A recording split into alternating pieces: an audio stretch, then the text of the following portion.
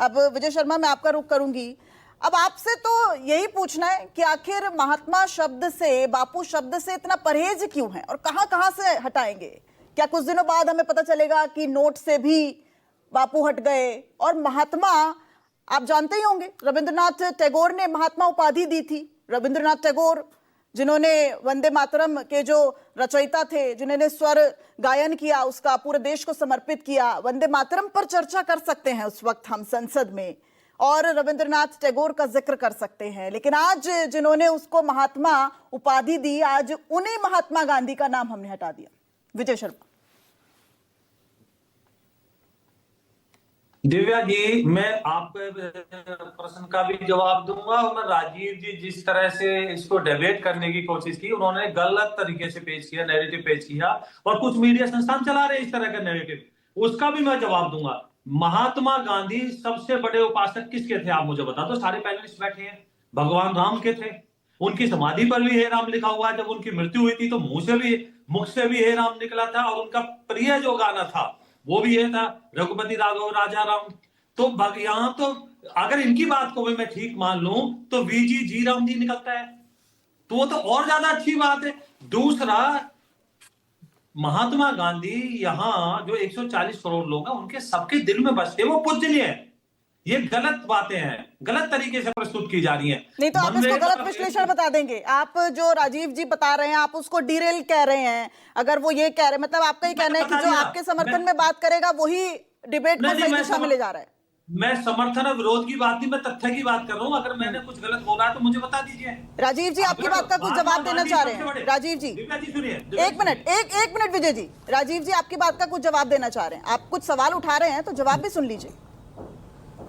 मैंने अभी कुछ बोला ही थी, उससे पहले क्वेश्चन हो गए। चलो नहीं, आप दिव्या, मैंने एक बात कही थी, मैं सिर्फ एक लाइन बोलना चाहता हूं। मैंने सिर्फ एक बात कही थी, महात्मा गांधी को खारिज करने के लिए महात्मा गांधी का ही आपको उपयोग करना पड़ेगा, दूसरा कोई उसे खारिज नहीं कर सकता। विजय जी ने मेरी बात की तस्दीक की।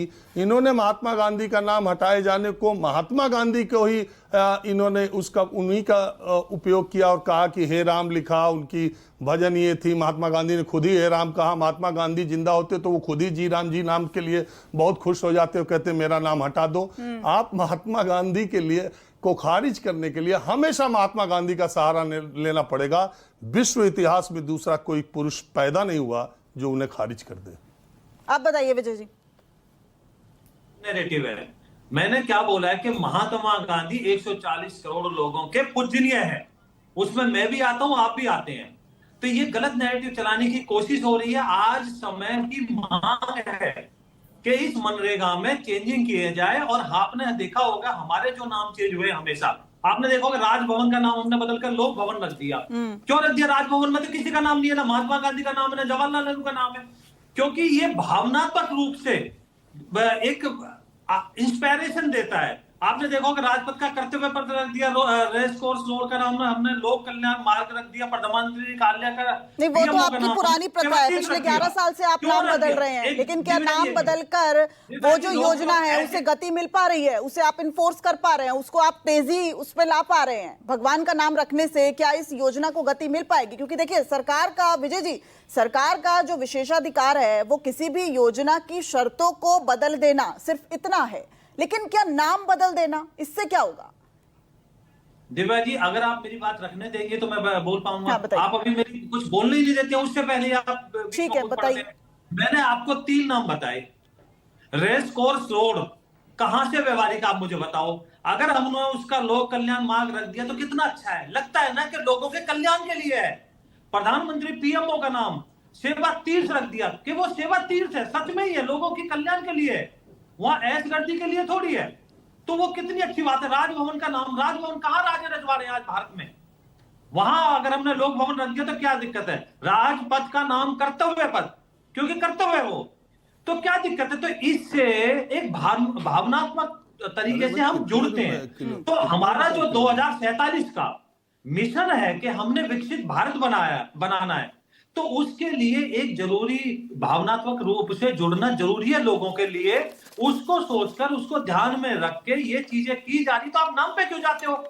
अरे भाई हमने तो बता दिया वो पूजनीय है सबके। आप उनके काम देखिए, 100 दिन से बढ़ाकर 125 दिन कर दिए। और आप गरीबी देखेंगे, गरीबी कितनी होगी, 25.7 थी 2014 तक, आज 4.8% है गरीबी। कितनी गरीबी घट गई?